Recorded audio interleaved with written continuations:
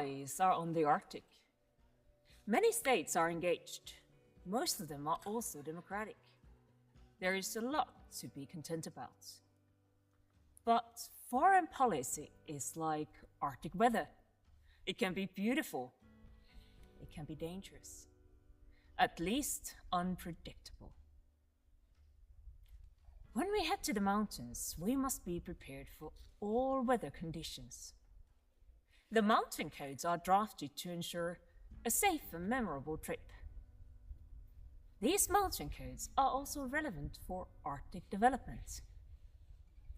Here are the Arctic Frontier's 7 mountain codes for a sustainable future beyond borders. 1. Development in the Arctic must happen on our terms. 2. Trust science. 3. In quest for solutions, the map is our theory, the terrain, traditional knowledge. 4. Choose safe paths. Invest in local communities, technology, and education. 5. Our survival kit is robust infrastructure and collaboration beyond borders. 6. The cookie-cutter model doesn't work in the Arctic. There's no shame in turning back. 7. Always know where you are. Follow these mountain codes and we can build a sustainable future, no matter the political weather. Enjoy the hike. Welcome to Arctic Frontiers 2025 Beyond Borders.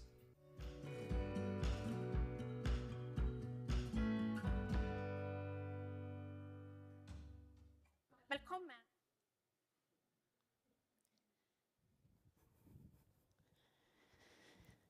Good morning, everyone. Welcome to this session on innovating Arctic governance structures for better biodiversity protection. My name is Ilana Wilson-Rove. I'm a research professor at the Norwegian Institute of International Affairs and a professor of global governance at the Norwegian University of the Life Sciences. This session has been organized by WWF, and I'd like to give a special acknowledgement at the beginning to Kire Keski-Nerva, who's done so much to organize a great session, as well as NUPI and Fridtjof Nansen Institute as co-organizers. There are pressing problems relating to biodiversity that are playing out as part of the twinned crises of climate and nature.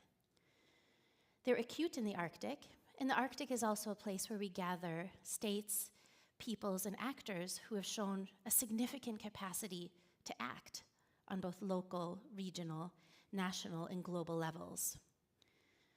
What we're going to hear today from our panelists are different thoughts about ways of working across scales of governance to find ways to work on biodiversity challenges that are robust, flexible, and importantly, effective. So we'll open this event with two kind of presentations that will give us a sense of the challenges relating to nature in the Arctic, as well as 2 key frameworks that we'll kind of return to as touchstones, the Global Biodiversity Framework and the Agreement to Prevent Unregulated High Seas Fisheries in the Central Arctic Ocean. We then turn to a wide-ranging debate about existing needs and scope and methods for taking action on biodiversity challenges. And we also hope, dear audience, to hear from you. There will be a chance to ask your own questions and push us a little bit, or maybe help us see perspectives that have been overlooked. So in our panel debate, we're going to cover topics such as what is at stake for Arctic nature, and where are the most pressing needs? Where is there urgency or need to act quickly? What potential is there for thinking anew about existing governance instruments or finding new ones? And what is the different role that the key actors such as Indigenous peoples, states, the Arctic Council, and global multilateral bodies can play in biodiversity governance? And I'll introduce all of our speakers now, and then we'll shift over to kind of informal first names as we debate and discuss. But we're very lucky to have opening the session Vicky Lee Wahlgren, Director of the WWF Global Arctic Program. We then turn to Christian Pripp, Senior Researcher at Fridtjof Nansen Institute. And then to kick off our panel debate, we will have opening remarks from 3 very kind of different and important perspectives in biodiversity governance. We'll turn to Wilfred Nordlund, who's a member of the Norwegian Parliament representing Centre Party. Miguel Roncero, who's the International Relations Officer at DG Mara in the European Commission, working specifically on Arctic policy and governance, and Anja Maria Nista Kaskitalo, who's an advisor in the EU unit from the Sami Council and has worked on biodiversity and climate issues. So welcome. We're going to turn first to you, Vicky, from WWF, to give us a sense of what is the status of nature, Arctic nature in 2025, and what are the key challenges. Please join me on the stage.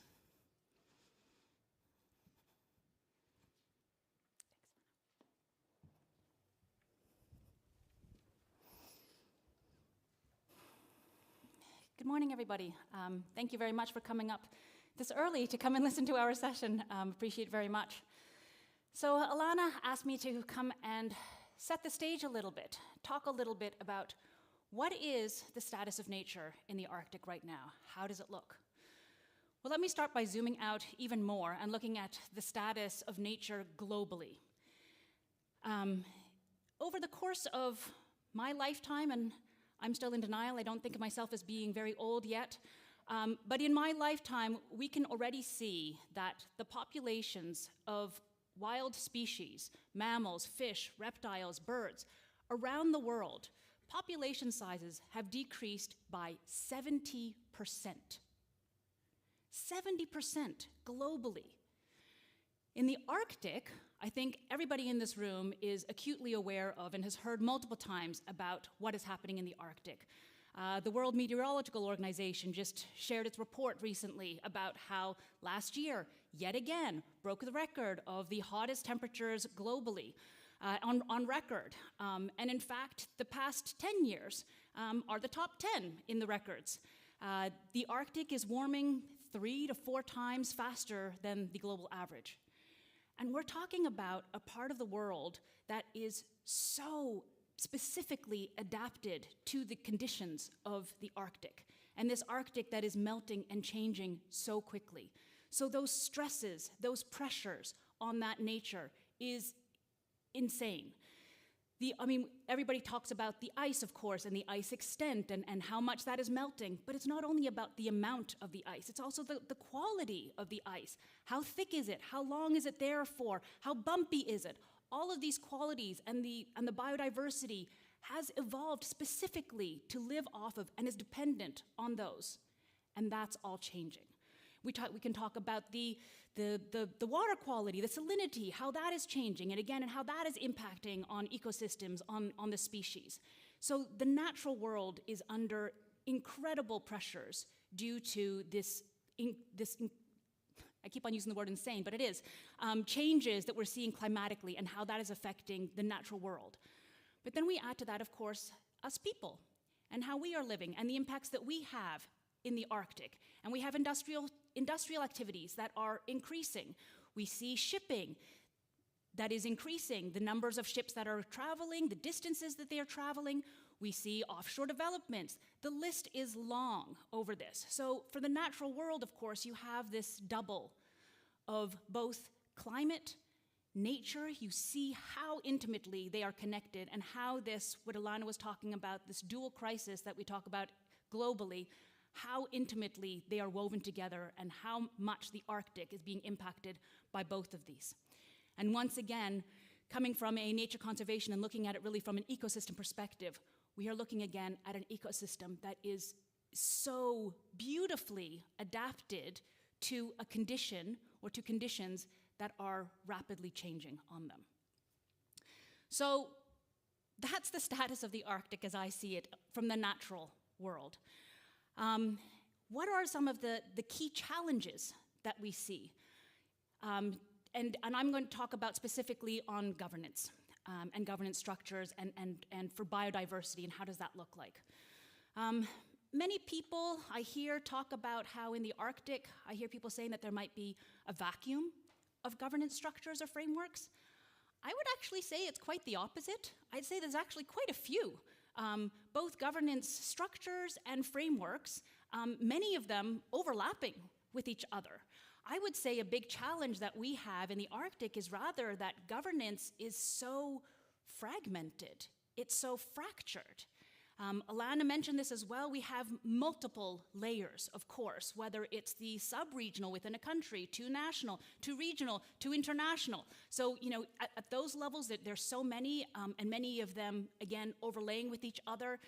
Whether we look at multinational, international structures and frameworks, we have many of them that are, again, in existence, whether we're talking about the IMO and what does the Polar Code look like, and we have OSPAR, and we have the Northeast African Fisheries Commission, and we have the Central Arctic Ocean Fisheries Agreement, and all of these have places in the Arctic. And actually, if you guys are curious about this, I can just give a little promo. We actually mapped these all out. If you go to the WWF Global Arctic Program's website, you can see all of these and just see how these ones fit together. What's within the EEZs, what's beyond national jurisdictions, and all of these. So there is a plethora of governance frameworks out there. The challenge is how they fit together. And I would say as well, it is an evolving space, this governance structure, this governance space that we see in the Arctic. We've had the Arctic Council here, of course, for years, and that's the one that's covering, you know, bringing everybody together here in the Arctic. And it is such a fundamental and important platform for all of this dialogue, this collaboration across the Arctic.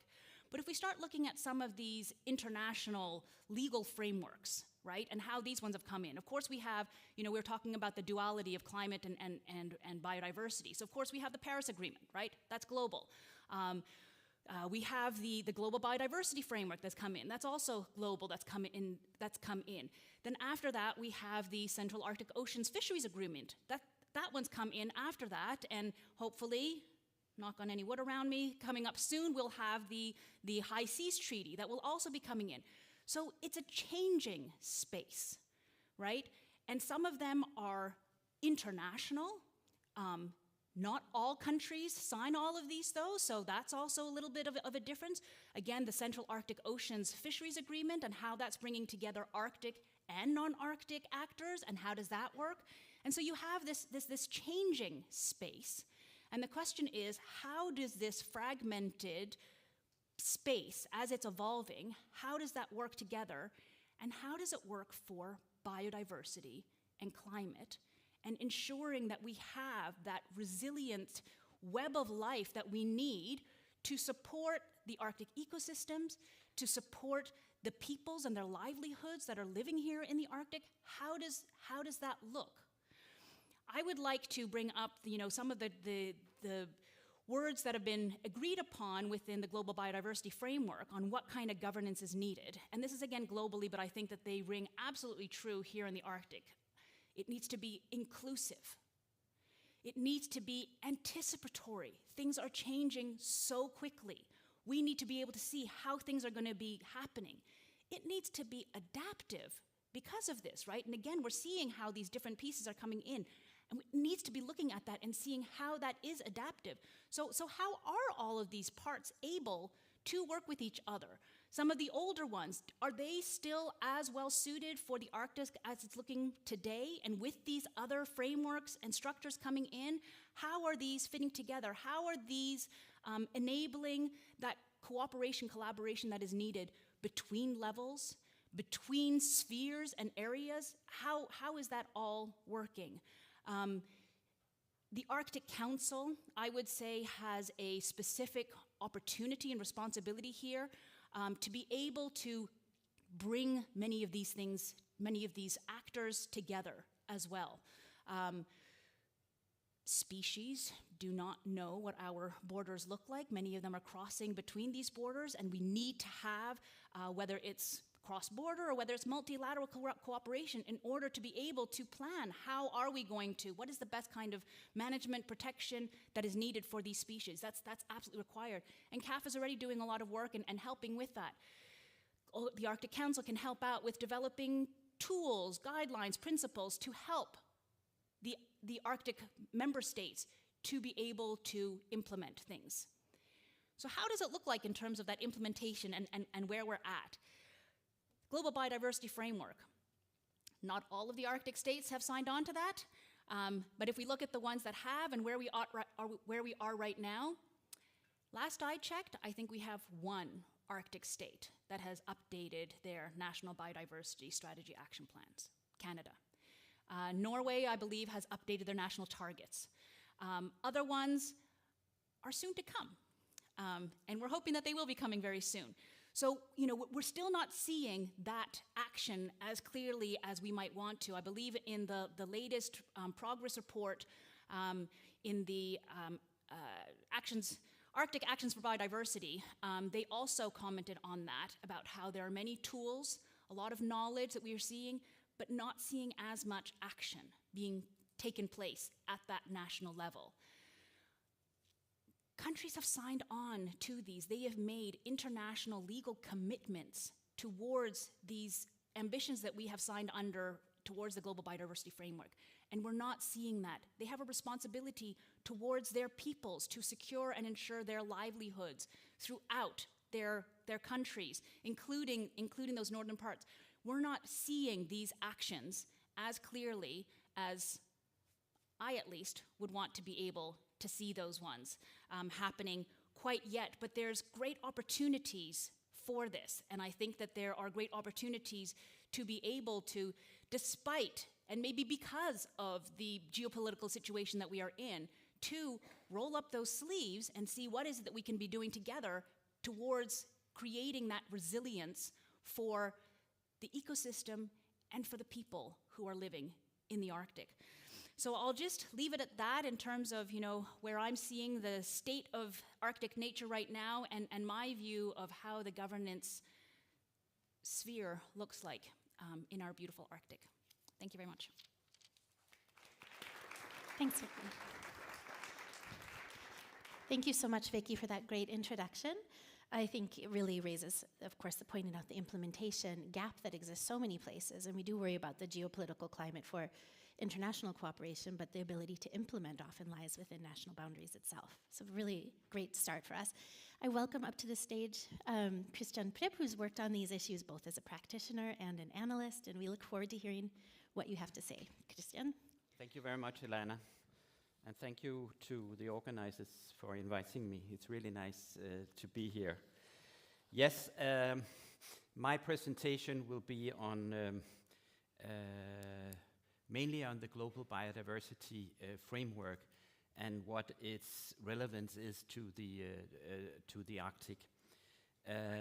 Then I would also say something about a second global biodiversity framework, which I think is maybe just as important, and that is the High Seas Treaty. It's also called the BBNJ Agreement or other thing. And then in the absence of Evan Bloom from the United States, who knows a lot about the issues we're talking about today, he's not able to come. I would also say some words about the Central Arctic Ocean Fisheries Agreement. And then I would try to discuss and raise some points about how this is really to be implemented by the Arctic countries individually and together. First of all, I think on the special circumstances in the Arctic, I think the presentation we got before really gave a good overview of that. That climate change is really the big problem in the Arctic for biodiversity, whereas in the rest of the world it may be habitat loss that is known as the biggest threat.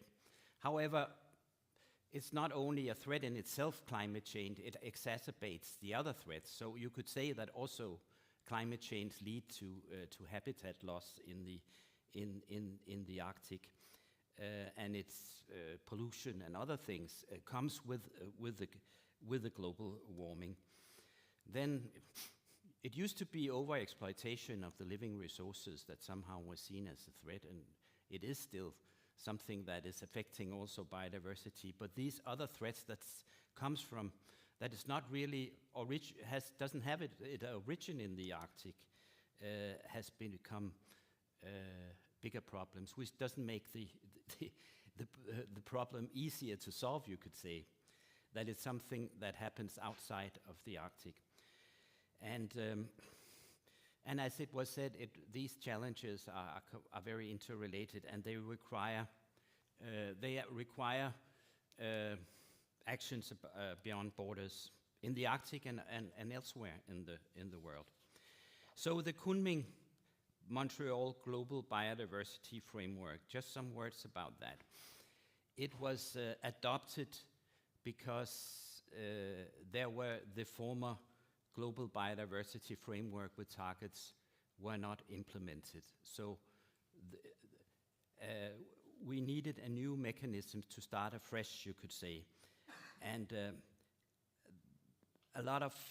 there's a lot at stake here. It's really meant to be the global biodiversity framework, and it is meant to be implemented. Otherwise, we'll be in a very hopeless situation because we have failed so far. It's a long time since the Global Biodiversity Convention was adopted, and there are so many, as we also heard before, there are so many bad news about the state of biodiversity in the world. So it's a package deal that was created with 23 targets and then some accompanying decisions on the implementation mechanism, monitoring, and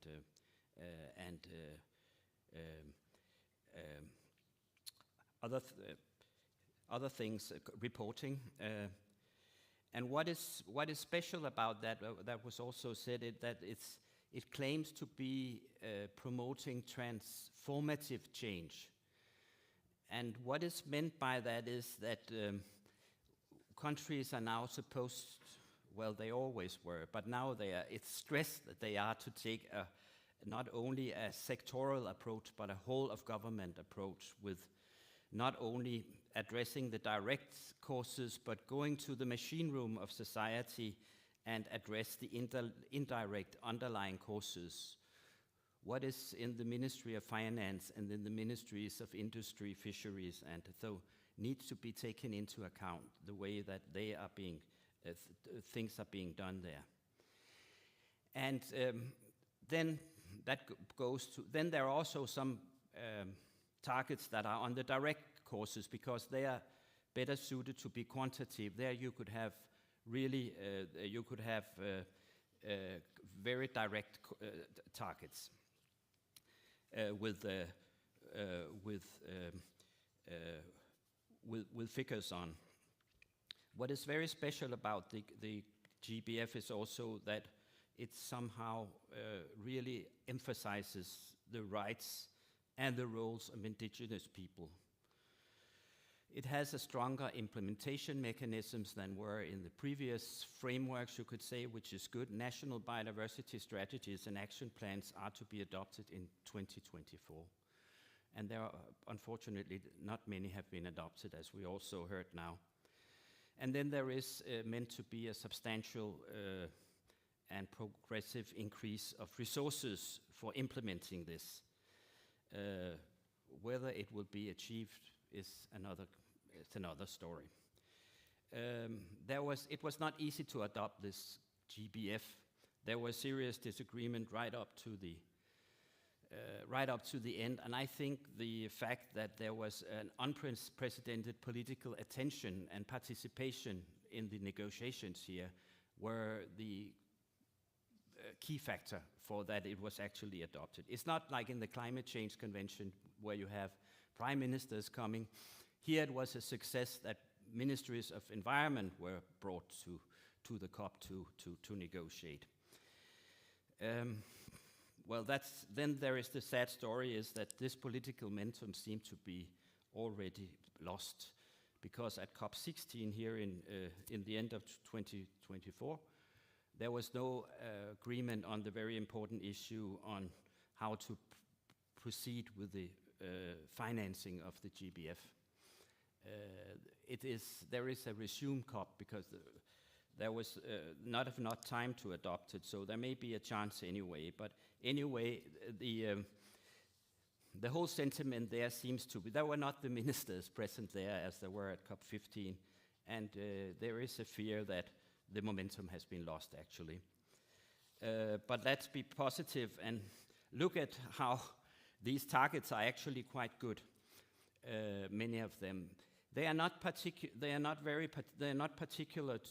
any ones that are particular to the Arctic or to any other region. They are very general, and they are not even very specific to special ecosystems. But still, I would try to mention some that are seem to be particularly relevant for the Arctic. First of all, that this target that's the most known of that is of all the targets, the one that we are to conserve 30% of land, waters, and seas. 30% of the globe would need to be protected areas.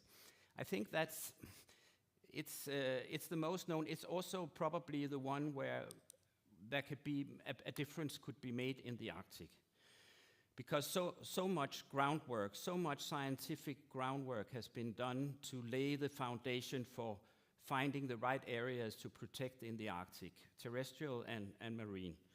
And especially in the marine areas are important when it comes to beyond borders, because they are in the Arctic and other where they are transboundary here. And go ahead with that, because the Arctic Council has provided the way in many ways here. Then there are some targets about sustainable harvesting and managing of wild species, which is of course very relevant in the Arctic as well, because so many people have sustained their livelihoods on the basis of harvesting of wild species and animals. So this is important, and that's something where I think also the Arctic Council has done a lot of work here to provide the basis for when that is done. Then there are targets about reducing pollution. This is also very important for Arctic, but this is one of the targets where you don't really, where the threats come from other parts of the world than the Arctic. It's actually, as we know, the pollutants from other parts of the world are accumulated in Arctic waters. The Arctic waters act as a sink for the pollution of other parts of the world. So that's where the international cooperation and the implementation globally is extremely important for the Arctic. And that goes as well, even more for climate change, because that's also a strong factor in the GBF. Luckily now, we don't have so much these silos where climate change is governed and biodiversity. More and more there is a kind of coherence here, and this is good for the Arctic actually, because as we have repeat over and over again, this is the main threat. You need to address climate change and global warming in order to create better conditions for biodiversity in the Arctic. So that's great. Restore, maintain, and enhance nature's contributions to people. Target 18 is another one that's quite important, of course, for the Arctic. And then, not particularly for the Arctic, but one I find is very important is target 18, to reduce harmful incentives by at least $500 billion per year and scale up positive incentives. Not particular for the Arctic, but I just want to mention it because I think it's so important in this transformative change that we have this changing of the economic incentives and disincentives. Then there is a target which somehow is modeled after how we do it in the Arctic: ensure participation in decision-making and access to justice and information related to biodiversity for all. Target 22. Yeah, it's relevant, but it's also some that we are good in adhering to in the Arctic through the way that we have constructed the Arctic Council with permanent participants of indigenous peoples and their involvement in Arctic Council and the knowledge sharing and the knowledge generation that is going on there. That was some words about some of the 23 targets, not all of them, but just to get a flavor of some of those I think is mostly important. Then I was talking about another global biodiversity framework, and that was adopted under the United Nations Convention on Law of the Seas in the same half year as this GBF. That is this BBNJ agreement, Biodiversity Beyond National Jurisdiction, also called the High Seas Treaty. It actually covers also the seabed, not only the high seas, but you can call it what you want. You know what it is. Why is this important? For the world, it's important because it these areas covers 2/3 of the oceans, the marine areas, and it's half of the global surface actually. And it's not covered by the Convention on Biodiversity, or at least not in a way that you can use that instrument. In that area, you have these large legal and governance gaps. You have 1.2 is protected. That's not very much. Those areas were thought to be they were beyond human reach, and they were somehow you couldn't really see human influence there. It was diluted. It was believed. That's not the case anymore. You can actually see the negative effects now in these areas. They represent 95% of the planet's biosphere, and ocean are the Earth's largest carbon sinks. So that is those are the reasons. And this agreement, it covers.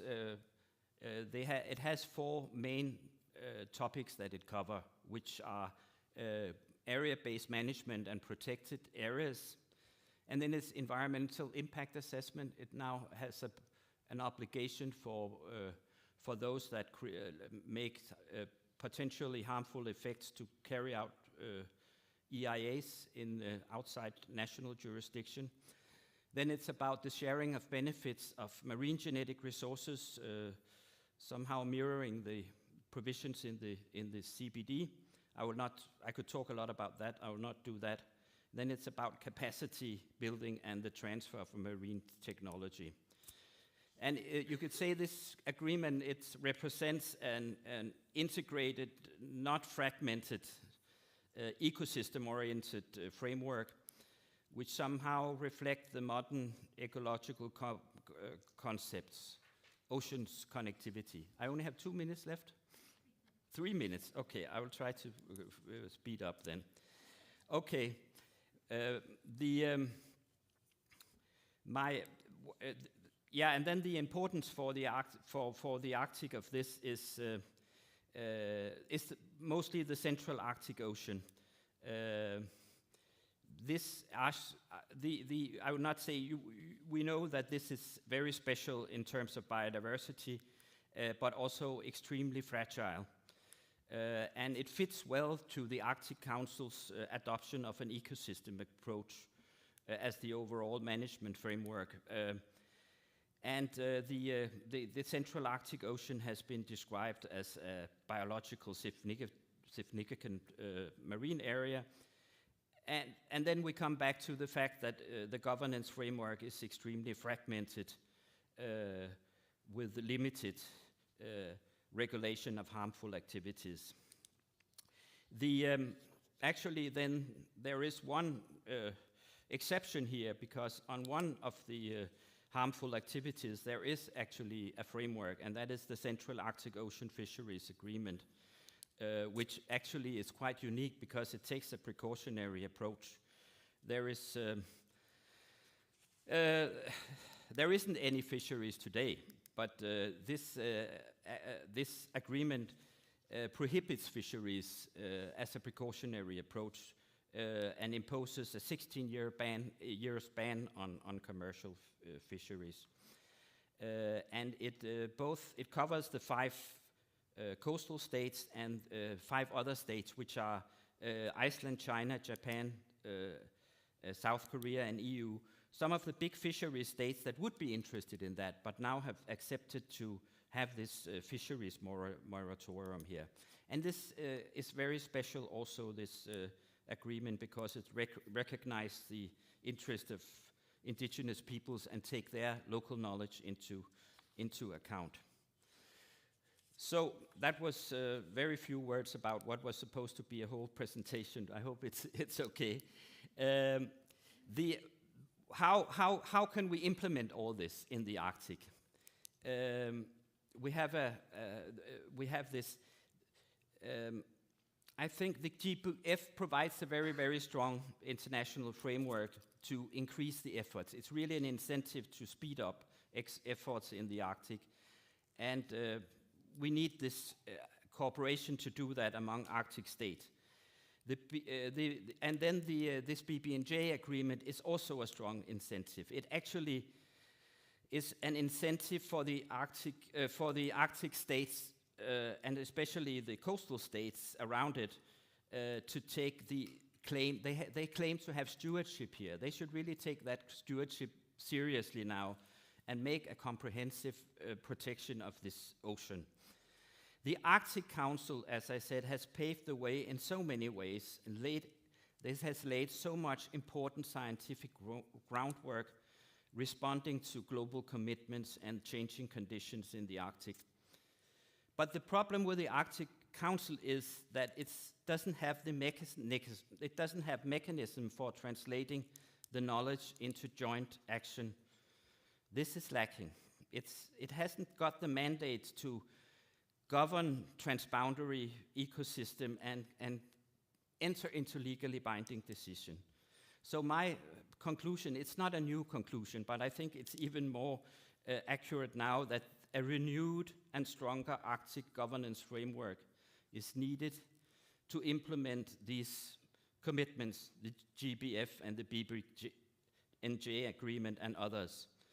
When it comes to the Arctic Ocean, a regional seas program has been suggested that then could make the comprehensive legal framework to protect the Arctic Ocean beyond just fisheries, take into account the other things that are missing, fishing, extraction, and that.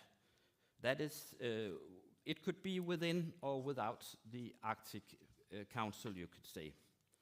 And then I will come to the final words, and that is to say that all of what I've been saying, and I think also what the first presenter said, it's without taking in. It's like the Arctic Council was as it always was, and the Arctic Cooperation, but it's not. There is serious global geopolitical unrest now, and Arctic Cooperation is actually in a very, very serious crisis. That is because of it was put on a halt by the 7 of the Arctic states because of Russia's invasion in Ukraine. Now it has been, thanks to Norway and its presidency of the Arctic Council, some activity has been put in place again, but it is still very fragile. And I think Russia could actually, if they pull out, that would be the end of the Arctic Council in my ways. And I'm not sure what will happen with that forum, actually. Then there was an election in the United States the other day. I don't think that will bring the Arctic Council into any more safe condition than before, actually. I'm not sure that the US government, also known from how they acted in the last Trump administration period, how they looked at the Arctic Council and how they treated it, that they would do a lot to save the Arctic Council, I would say, if it was really in a bad state. It's just speculations. But it has led me to think, what happens with all these commitments? It's not very good because you need then the framework to implement I was talking about, and this I said was needed. So, to look a little positive at it, this could be pave the way maybe for the stronger role of the non-governmental parties here, the non-governmental players, the permanent participants, the indigenous peoples community. Shouldn't we then, isn't that at least an incentive for them and for us to have a more community-driven, bottom-up approach and set an example of how ecosystems should be managed in a sustainable way based on their traditional knowledge, which is so important for them. That is what I hope, if everything goes very bad for the governance framework I'm talking about, that this could be a side effect, positive side effect of that. Thank you very much. Thank you for going over.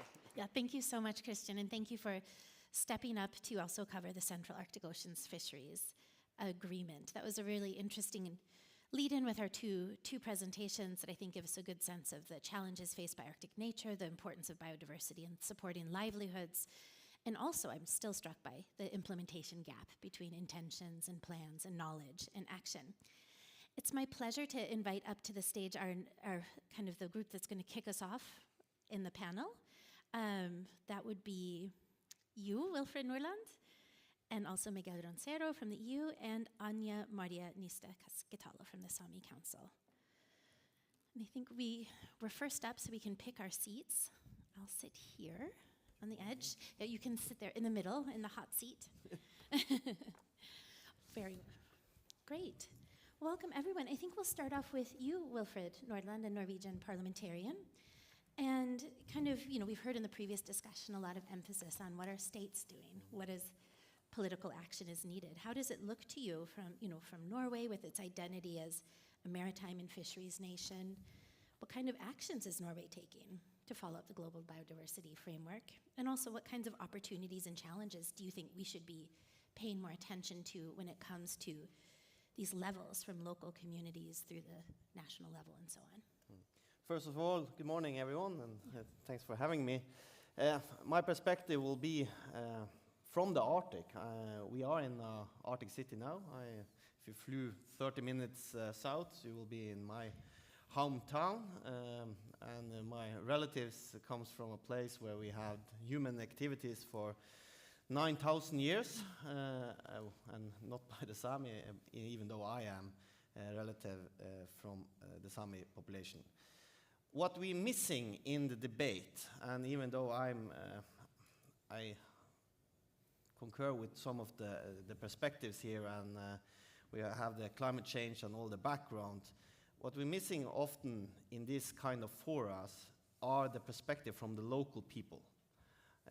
In Arctic Council, even if I go out here and take away the tourists, still live 70,000 people here in Tromsø, I'm pretty sure I will only find maybe 1,000, 1,500 people that know Arctic Council, even the framework in itself, even though they are concerned about the melting ice, the lively condition of the polar bears, the bird and wildlife, and so on.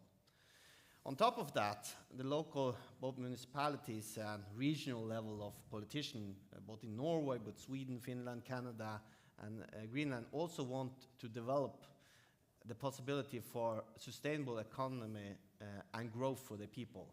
That also has to do to the demographic changes that also the Arctic is experienced as along with Europe and other Western countries.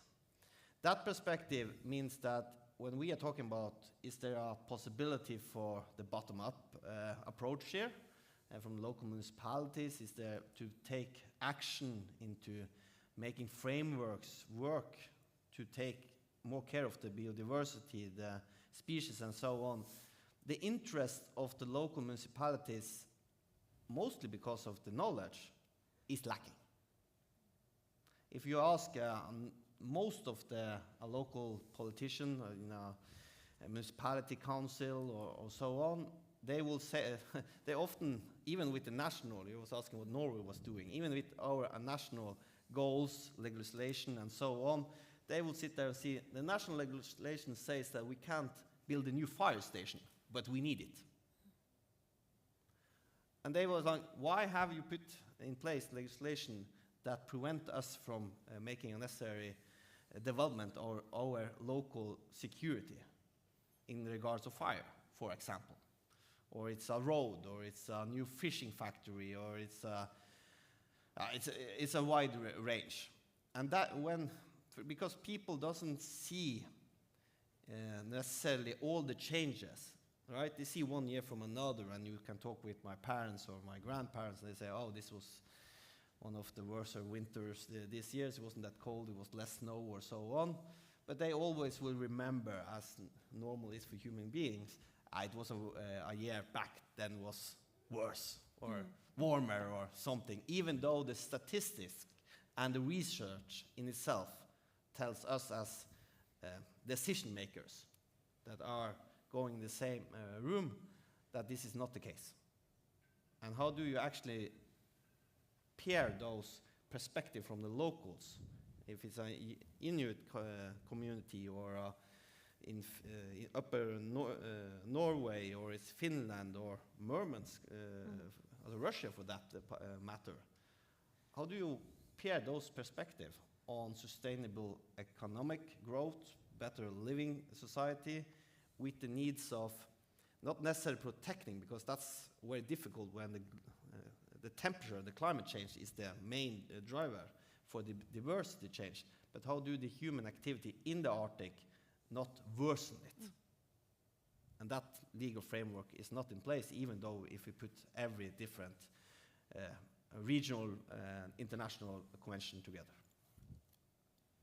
Thank you so much. That was a really great, I think, example of thinking about how these levels might tie together. And so it seems like you're also pointing to the question of knowledge and the problem of how to kind of translate some of these, not only to the state level, but really into communities where people can maybe make good decisions. Well, thank you so much for that introduction. And now we'll follow the order in the program rather than the order of the chairs. And that means we'll turn to you, Miguel Roncero, and hear more about what's the role of the EU in what does the EU bring to the table to contribute to implementation of biodiversity governance and development of some of these frameworks. Thank you, and good morning. So the EU is one of these, complex layers that we have been talking about when it comes to governance. The EU is present in the Arctic, in the European Arctic in particular, in many, many ways. Northern Sweden, northern Finland are part of the EU, as you know, my home region of Castilla-La Mancha. They are as much EU as any other part of the EU, I want to highlight. The whole of Norway or the whole of Iceland are also part of the European Economic Zone, which means that there is also a lot of EU influence here in Tromsø in many, many ways. And of course, the EU is also one of the big players in the international arena when it comes to ocean governance and when it comes to some of these agreements and treaties that we have been talking about. For example, the Central Arctic Oceans Fisheries Agreement. The EU is one of the 10 parties, and the EU is party on behalf of the 27 member states, including Finland, including Sweden, including Denmark. And here we have the EU talking on behalf of 27 countries and 450 million people, representing the common interests of all Europeans, including those living in the European Arctic regions. It's a little bit the same with BBNJ. The EU has been behind the negotiations, and hopefully very soon, agree with you, Vicky, hopefully very, very, very soon, there will be enough ratifications so that the treaty can enter into force and implementation can take place. And here the EU is going to be one of the driving forces when it comes to the push for ratifications. We are promoting this constantly, everywhere, in every forum we can. We say, please, ratify as soon as you can. And the implementation part, the EU will be there, one of the forerunners, with expertise and with funding.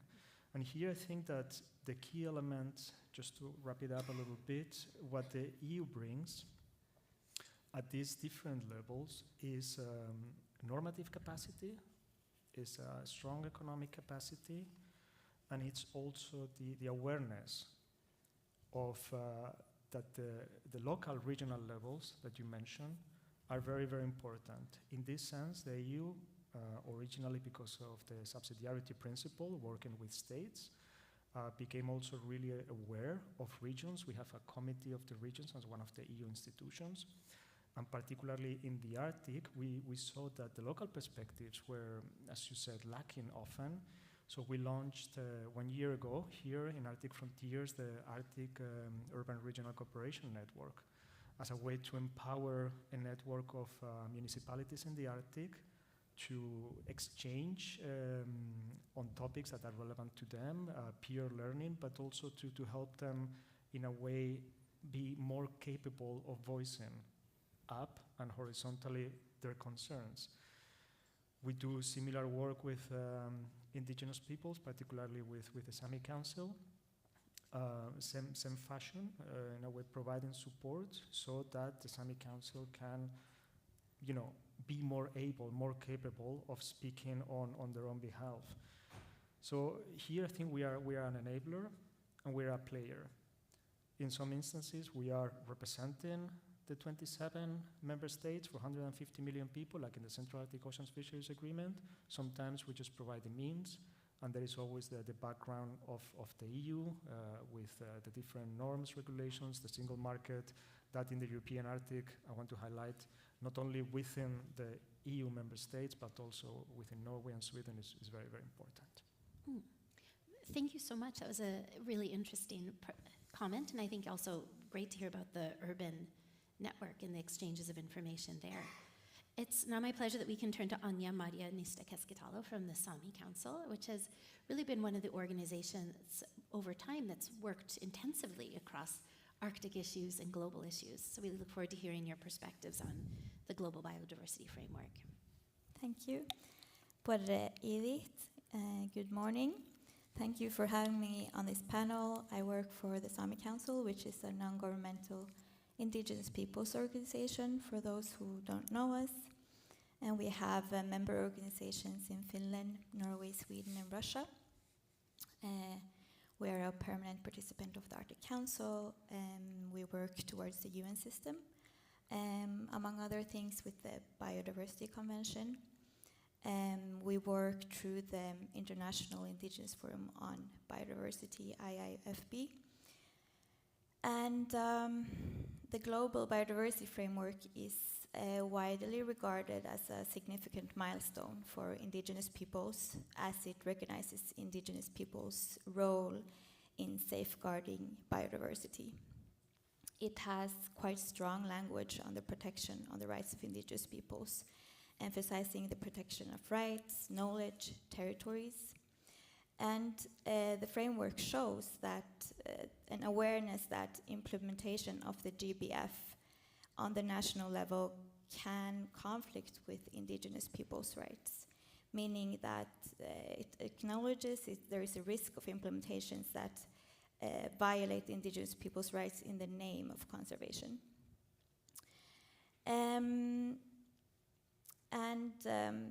The GBF's implementation shall ensure that the rights, knowledge, innovations, worldviews, values, and practices of Indigenous peoples are respected and preserved with their free, prior, and informed consent and full and effective participation. That means that states have the obligation to allow for Indigenous peoples' knowledge to inform decision-making, and practices of Indigenous peoples are respected. This has implications of what data and knowledge are at the basis of decisions and management.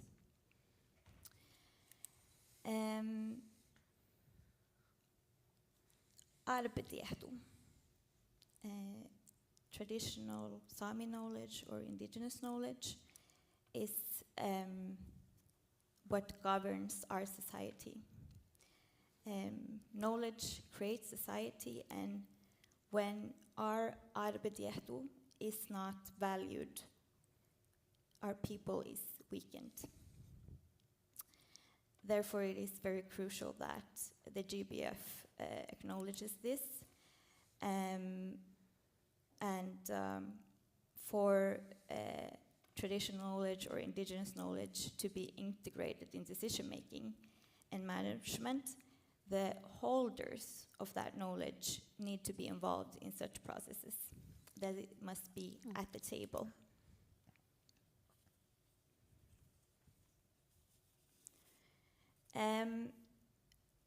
And as the nature of indigenous knowledge is dynamic, it's always evolving, it's living knowledge, that's the keyword. The newest knowledge comes through the knowledge holders, not just indigenous representatives, but any indigenous knowledge holders living on the land at the local level. So it's living, and therefore it's not something you can just collect once and then you're good. Therefore, it's crucial that indigenous peoples are there where the decisions are made and taking part of the management in implementing the GBF. And yeah, as we already have heard, there is a big implementation gap, and I will finish there, and yeah, look forward to the rest of the conversation.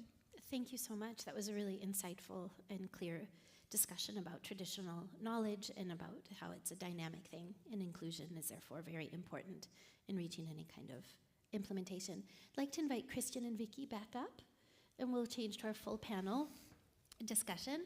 I'm going to ask them a few questions, but I'm also during that time going to be peeking out at you, the audience, to see if you have any questions yourselves that can kind of pull more information or perspectives out of our speakers. So just be sure to wave your hand, and then I'll know that we have a question out there. Okay, so now we're back. We've got everyone up here. We've heard a lot about different levels, both about the international level, where I think from Christian we can understand a lot of failure, basically, of developing a great framework, but it hasn't hit the ground or made an impact on biodiversity the way we would have expected.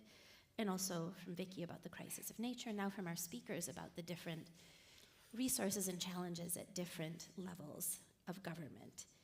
I guess my first question then is, I think we've talked a lot about what's at stake for Arctic nature, but I also wonder, if you had to choose, what would you say is the most pressing place to innovate, or the most pressing level, like where we should be moving quickest in trying to create change and quicker action in ecosystem governance? It's a big question, but it's asking you to prioritize. And should we start with here, and we can roll through perhaps for those who wish to answer? Alana, that's the kind of question you should send in advance. My goodness. I know. I would. Again, we're in the middle of this dual crisis, climate and nature.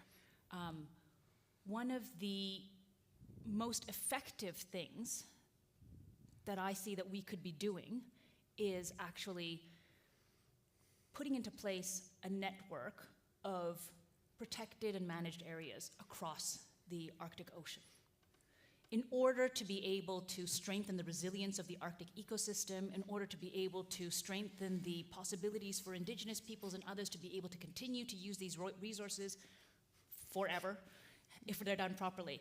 I think that's, and it implements directly towards, or responds directly towards, the GBF and the hopefully soon future implemented High Seas Treaty as well. I think that is, the most effective step that we could do. It's a big one, and in terms of governance, it's a big one as well, right? And it works again at so many of these different levels, going into what you're talking about, right? We need to be really going into that really local level and talking to people and saying, what are your needs? How does this work? Where should we be doing that? We need to be putting that all together, and then across, within local areas, within countries, and then when we start going into the ABNJ, across countries. So it's not an easy one, and it puts a lot of demands at different levels of governance and what's needed at those different levels. Great. So that's a very good. You gave us a very concrete suggestion. Any other thoughts? Yeah, and this is a quite pessimistic view. But as the temperature changes and the ice is melting and the environment changed rapidly in the Arctic, even if we moved all the people out, all the economic activity, most likely some of the species, also the biodiversity we knew will change whatever we do, right? Because of the temperature changes so fast that even if we take out the human impact locally or regionally, the global impact still will change the biodiversity. And therefore, the example here, if in a network of areas, you will have to have knowledge where you will make the largest impact on preserving, and that's of course the goal, or at least slow it down until you make the other problem less, right? So I like the idea, but I think it's much bigger difficulties to actually achieve than most of us as decision makers very interested in the Arctic questions often see, because both the global perspective, even though I know and I see what EU is trying to do, the global perspective and the local perspective still will clash with that.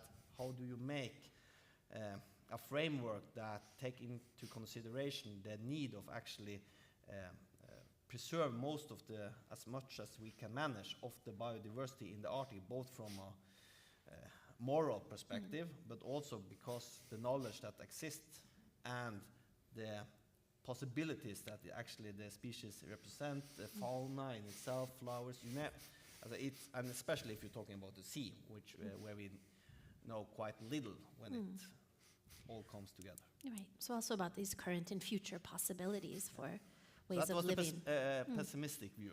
Right. However, Would we get the optimistic view? I would say the optimistic view is there are an increasing interest in this question, regardless of the geopolitical situation, or maybe because of that, the interest for the region as a whole increases.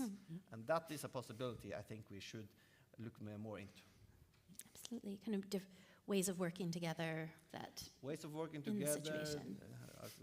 The network idea here, the traditional knowledge, or as bottom-up perspective that was mentioned here earlier, that gives some opportunities. Also because the interest from the media, the research society, and people in general is increasing over the Arctic, of course, because of the geopolitical situation where the security question comes more up. You often will also see views that what is all around this, what does it impact when, if it's going to be a rising security risk in the Arctic region. Absolutely.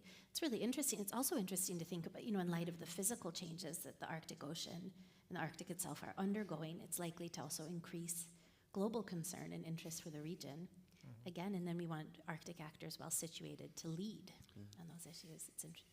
Any other takers on my big evil question? Should we just keep going down the line if everyone has something to say? So,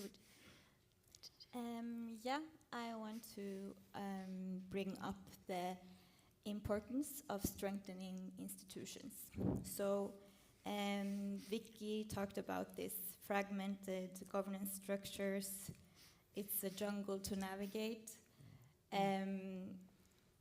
But there is increasing interest in the participation of indigenous peoples in different bodies and frameworks, which is great.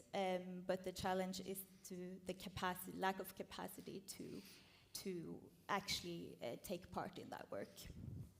And Christian mentioned, the community-driven bottom-up approach we need to focus on, and the way to do that is to strengthen, for example, indigenous people's institutions, because indigenous knowledge is collective in nature. It doesn't belong just to one person. So the knowledge holder or the representative who is partaking cannot act alone but need to be a part of a bigger network to lean on. And those can be, in the Sami context, we have a lot of language centers who act as it's not only about language, but these are resource centers, knowledge centers. They are a part of a community, and we have, in Sápmi, we have different organizations working with fisheries, marine resources, reindeer herding, and these are networks for knowledge that we need to strengthen so they can take part in this community-driven effort. Yes. Yeah. It's a great point. And I think the question of capacity and also thinking of the work that's needed for Indigenous peoples' organizations to bring Indigenous knowledge to the table is really extensive. And then navigating this, what Vicky described, that fragmented system where important things are happening at all levels. And I also think, there's a tendency when things get difficult, we have a lot of security tension in the Arctic for, good reasons and need to be prepared.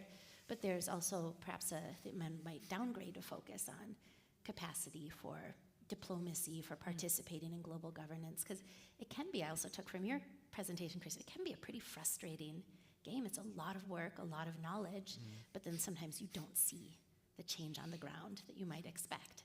And that's a bigger problem we have with global governance in general. So I think the idea of keeping up capacity for key Arctic actors to really engage in this field and move things forward is so important. To you, Miguel. Yes, so I'm going to, it's Monday morning, first panel, so let's start with a gloomy note and join the club here. More gloom. Yeah, because, why not? So I think that perhaps there is a need to work more on changing the mindsets, and the mindsets of people who do not live in the Arctic. The very much used phrase, what happens in the Arctic doesn't stay in the Arctic, that's very clear. But you basically said very right, even if we empty this whole vast, enormous region of people, of any economic activity, changes are still going to happen here. Now, perhaps the issue is that for people outside the region, and the further south you go, the further your mindset is from this area, is that the identification of ice melting, and often a polar bear on it, that triggers a reaction, but gets you so far.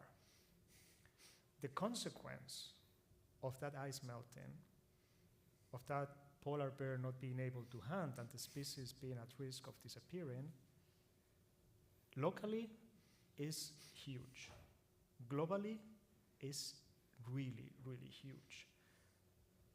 Because when that ice melts, if it's on sea ice, then the albedo effect gets reduced, temperatures increase, and the result of that, from decades and decades of global warming, is that now, every summer in Europe, tens of thousands of people are dying because of heat waves. This is today. This is summer 2024, 2023, 2022. This is not a projection. This is already happening. If we talk about ice that melts on land, then we have cities like Barcelona, we have cities like London, we have cities like Miami, all at risk of disappearing. The economic consequences of that, you can put the price tag there because I don't dare to. So I think that changing this mindset, what the Arctic means to you living wherever you live, doesn't matter. Because wherever you live, changes in the Arctic are going to affect you. More directly, more indirectly, they're going to cost you more or less, but they're going to affect you. So perhaps this need to not raise awareness about climate change, because everyone is more or less aware of this. But telling people, if we don't do something now, this is how it's going to affect you in your hometown. So going a little bit beyond, because I fully agree, even if we stop, changes are still going to take place, and this is not something that we can just sit down, relax, and hope for a good ride. Thank you. That was a gloomy note, and I think a very important note on the... To start the week, yeah. Yeah, it's an unavoidable truth. Christian, did you want to weigh in on this question, or should we... Yeah, I would like to. on? Although I agree with what has been said, especially with Vivian, with the protective regime of the Central Arctic Ocean is such an important thing, and something you can... this is something concrete to address, because the Arctic Ocean is so concrete, with its surrounded by the coastal states, with the North Pole in the middle, and with a new global treaty with an objective, just like protecting an ocean like the Arctic Ocean, and then again with its specific conditions, with its fragility, and with the precedent set by the fisheries agreement there, because it's a precautionary approach about having regulation already before the damage has occurred. It occurs just as well to the other stressors that could be. That could be the shipping that has not yet started to pass, the extraction of minerals that has not yet started. It applied. It set so that's have a regime, and then at the same time you will have the opportunity to create this governance framework that is not existing today.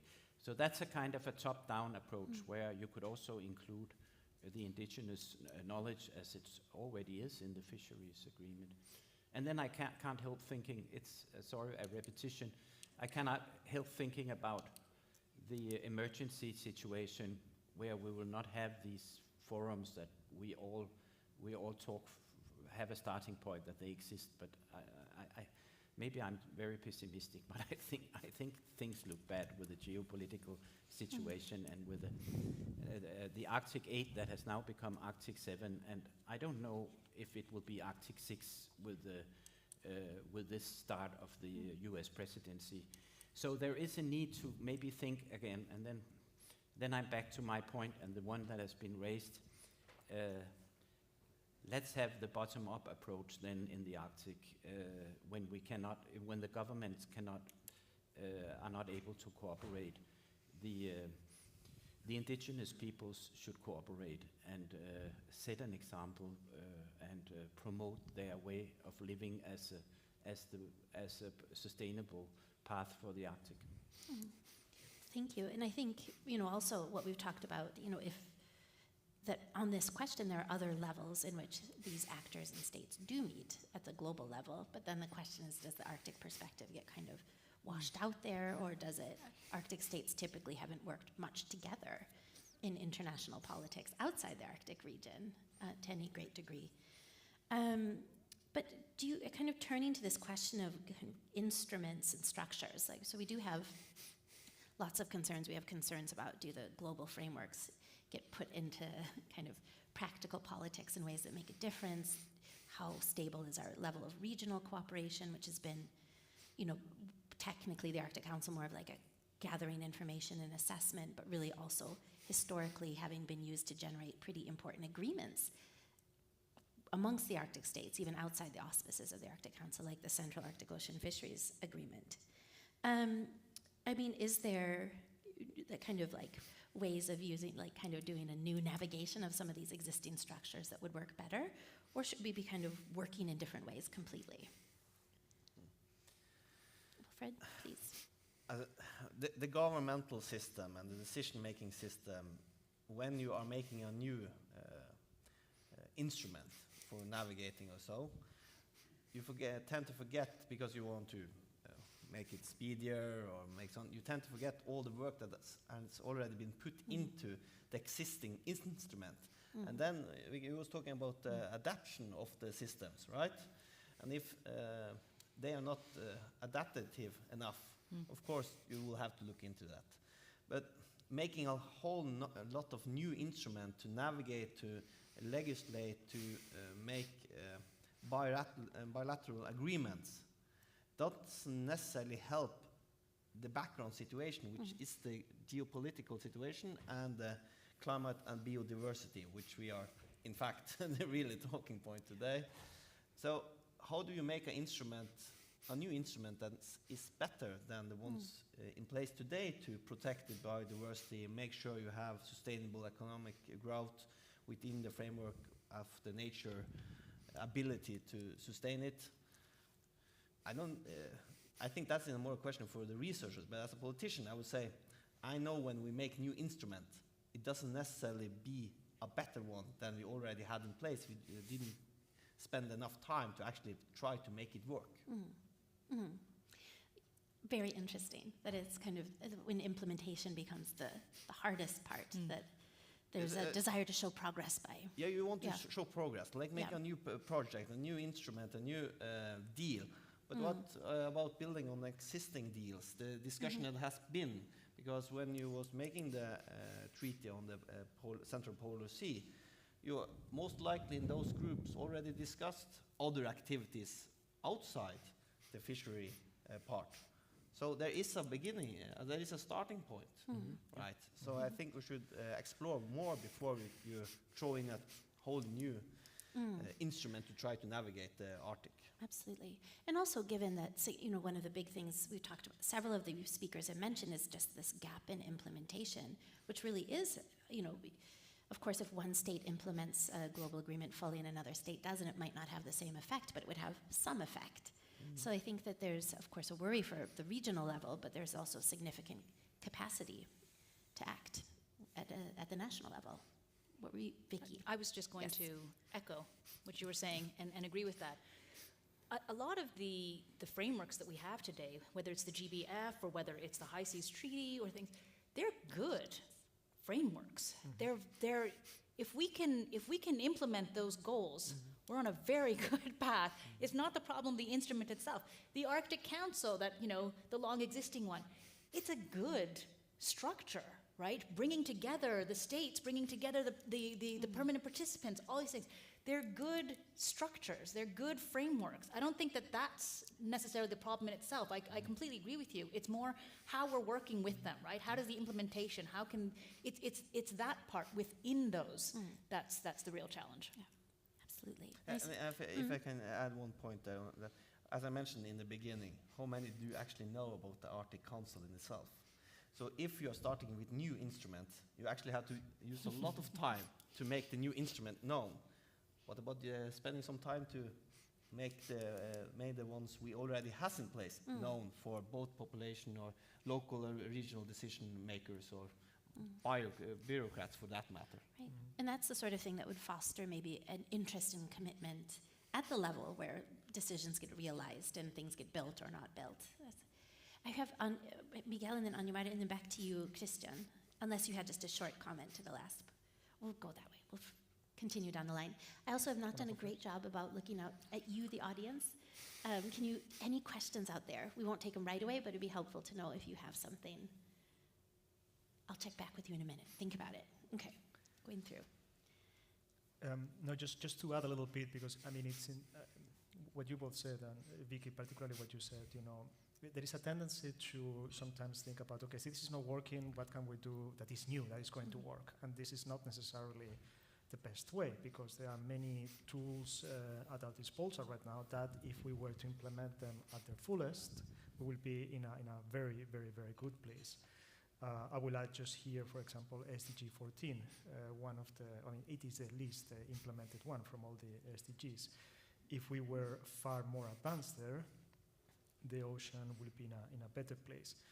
Now, but just perhaps to add a twist, one way to look forward would be, the very good practices of the tools and instruments we have, to have them in mind, so when anything new comes along, or when there is a need to, reform one of the existing tools or structures, that can be taken into account. We have been talking here from the Central Arctic Ocean Fisheries Agreement about the precautionary approach embedded in this agreement. this is, in my view, essential for future policy making. From the Global Biodiversity Framework and also CAOFA, the recognition and the embedment also of indigenous peoples and indigenous peoples' knowledge. So let's hope that this is here to stay, and those are not just two exceptions in the history of international agreements with or without direct relevance for the Arctic. But I think that identifying these very good practices and highlighting them as much as we can, saying, okay, if you are going to do something new, why don't you take this into account as well? So, whatever you're going to do, even though it might be super difficult, at least you have good basis for inclusive and comprehensive approach and also coverage. Thank you. Thank you. Anja Maria, did you want to weigh in on this last debate? Yes, many things I want to comment on. I agree with that. It doesn't necessarily need to be something completely new. We may have to make sure that the existing systems focus on making them work better. And I wanted to add, on the note of raising awareness about the Arctic and about biodiversity, I want to acknowledge that due to EU's targeted funding of the Sami Council, we have the capacity to, for example, be a part of EU's working groups on biodiversity work, and at the same time anchor that work and knowledge within the Sami community, within our member organizations, raising the awareness about the EU, the Arctic Council, like in Sápmi, in the local communities, and also in Europe. And I also want to highlight some of the good things that are happening, that are going on, since you are all gloomy and pessimistic. I just spent the last 3 days at the Arctic Youth Conference, organized by the Arctic Council, which was really great, and I see some of the participants there here today. Hello to you. And there are a lot of good initiatives focusing on youth, for example, and building capacity among youth to learn these structures and these things from a very young age, so they are able to participate.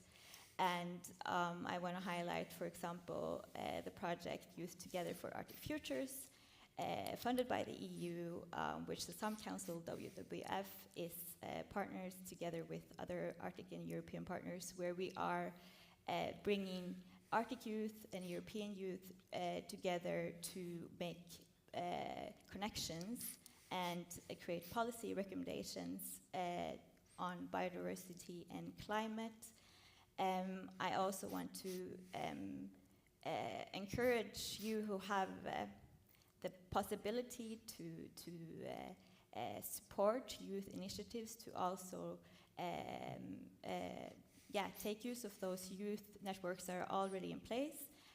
Without taking off my Sami Council hat, I'm also a part of something called the Nordic Youth Biodiversity Network, working with GBF implementation. We are going to have a survey and workshops for Nordic youth. I'm making a Nordic Youth Biodiversity Statement, and also wanting to looking into possibilities of having an Arctic cooperation and focus also. So I have hope, and you should have too. That's wonderful. And I think it's also very important to think of all of the many things that can make a difference in terms of both knowledge in communities, knowledge in individuals, and a next generation of policymakers and decision makers from the municipal level to the international level. Christian, did you want to weigh in on this point before we turn to I'll check quickly for any audience questions while you speak, and then we'll turn to last remarks. Just a final word about The institutions, no, I don't. I wouldn't like. I agree very much that we should build on the institutions that we already have as far as possible. And the Arctic Council is a very, very good institution in many ways, with all the knowledge that it has delivered, with all the policy shaping it has done, and with the meeting place it has been for at a high level. And so it wouldn't. We really need that. We just needed to move a slight step further, or maybe from policy shaping to policy making. Let's do that. Why? It has also in some areas it has managed to be executive also, with agreements on oil spill preparedness and search and rescue and so. So we need to use the Arctic Council if it has the political will to be a little more policy making and executive in this area that we are talking about, and I can't see why it shouldn't. Again, I'm then talking about the old days when the Arctic Council. It could be, everything could be different now. I've said that a couple of times, but these were my words. That was my words about that. Let's build on the Arctic Council as far as we can. Yeah. So nonetheless, kind of heightened ambition on biodiversity. We have a question from the audience. Margaret, you'll get a microphone. Sure. Hi, I'm Margaret Williams with the Arctic Initiative at the Harvard Belfer Center. And my question is for Miguel. You spoke about the need to connect people and what they're experiencing in their everyday lives to what's happening in the Arctic Ocean. I think Anja Maria started. My question is, how can we do that? And how do policymakers do that more? People are so disconnected from nature. I'm from North America. It's very difficult now. We have a leader who completely wants to dismiss all of these things, but in Europe, you're much more progressive. Do you have examples of how you are able to connect people to nature and understand these changes more directly? Thank you for that question, Margaret. And we'll start with Miguel with this question of like, how can we make people care over their connection to nature and the global care? But at the same time, I'll invite all of you to make one last kind of key remark. So we'll start with Miguel, then we'll go to Christian, and we'll finish off, heading back towards me. That's a mighty big question, huh? So I don't have a good final, answer that is going to satisfy you. And if I had it, I will run to my big bosses with it right now and probably get a huge promotion. But I can give you a little bit of an institutional reply, what the EU is doing to engage with people, with citizens, with some examples, and a little bit also of my personal opinion. So in our processes, all our processes are for the EU citizens, and when it comes to shaping our policies, those processes are open. We are also seeking active, so that means that people can participate, can express their voices. There are conferences across the EU, involving, for citizens. When it comes also to implementing many of our policies, there are elements that are open to citizens. I'm thinking, for example, about the Mission Ocean under Horizon, our research program, which has a very strong citizen component to educate citizens about the ocean and about the benefits that they have beyond food, beyond fish, but also to engage them, citizen science. Now, something new that is coming quite strong. It's not new in the EU, but it's coming very strong under this new commission, the 2024-2029 commission, is the involvement of youth, young people. And it's one of the key elements that all commissioners, so basically everyone in the European Commission is working now, if they were not doing that before, in talking to young people on the elements that are relevant to their portfolios. So this is happening on biodiversity, this is happening on climate, this is happening on the ocean. So it's also a way to talk directly to young people, young citizens, and also get that feedback from them. Thank you. We have just, that was a really great answer, and about not both involving youth, but also taking our responsibility at all generations. But we only have 1 minute left, so it really is a chance for just one last final reflection or thought. I can, Yeah? and because one of my jobs is I'm the vice chair of the Arctic delegation of Norwegian Parliament, and when I started a little bit gloomy, as we have said up, I think there is more hope than you normally could see, because when you are meeting in areas like this, that means a lot both for the policy decision makers and the researchers. There are possibilities for a better framework and work locally, regionally, and internationally on the biodiversity subject. But we have to solve also the other problems as we go along. And that is the main problem here. It's the driver, and which I also always say when I go to the European Union or so. The main drivers for the change in the Arctic is not the activity in the Arctic itself. It's from the other part of the globe, and you are going to be most affected by that. If that opinion and fact actually starts to sink in, then I think the call for action will rise. So that's my hope and my message for the youth.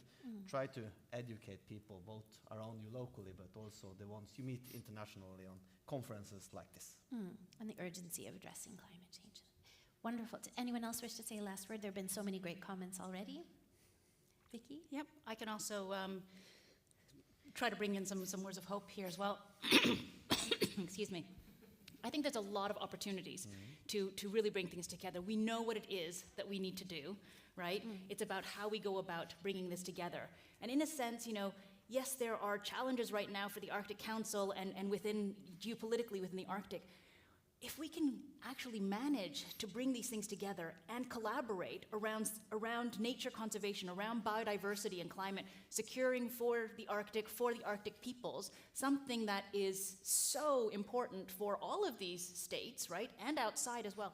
If we can manage to collaborate together on that, peace parks is a well-known concept around the world, right? When in times of conflict, a lot of times it's around conservation that people can actually agree.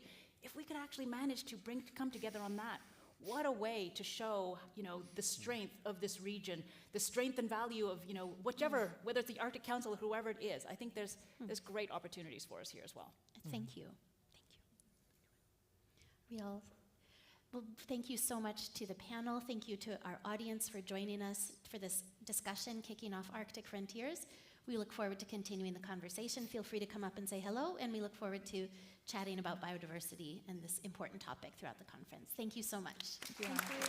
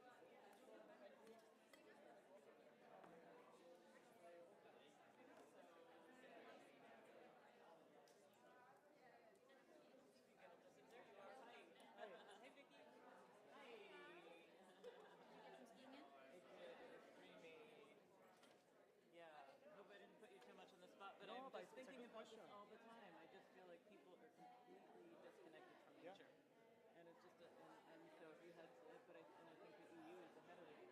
Very interesting. I mean, we have all these processes engaging people. I mean, I would say, you know, me personally, it's okay, but it's not enough.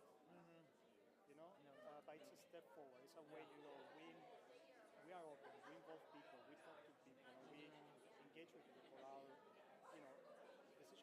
process, policy shaping, involves a lot of civil society organizations, a lot of individual citizens. I agree with you. I mean, the connection is like, when that ice melts up there, grandpa dies in summer. That's not made. Yeah. That connection is not made. Right. And that's a little bit